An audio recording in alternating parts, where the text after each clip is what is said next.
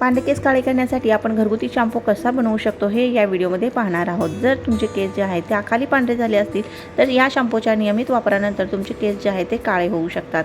बघा, त्यासाठी 4 रिठा घेतलेल्या आहेत, 4 शिकेकाईच्या शेंगा घेतलेल्या आहेत, मूठभर आवळा घेतलेला आहे सुका आणि 1 ते 1.5 चमचा आपण मेथी दाणा घेतलेला आहे। या ज्या पण ड्राय वस्तू आहेत त्या तुम्हाला ऑनलाईन मिळतील किंवा तुमच्या आजूबाजूला कुठे मिळत असतील तर त्या तुम्ही घेऊ शकता।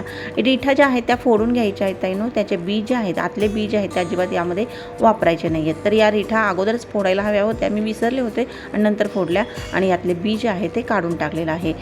आणि हे आता जे आहे यामध्ये पाणी घातलेलं आहे आणि रात्रभर हे भिजवलेलं आहे। सकाळी उठून आपण काय करू शकतो, याला मिक्सरमधून वाटू शकता, नाही म्हटलं तर तुम्ही हातामध्ये हँड ग्लोव्ज घालून याला थोडंसं मॅश करून सुद्धा घेऊ शकता। पण मिक्सरमध्ये वाटल्यानंतर पूर्ण अर्क आपल्याला मिळतो आणि त्यानंतर या पद्धतीने तुम्ही काय करू शकता, गाळून घ्यायचा आणि हा शॅम्पू आपला रेडी आहे।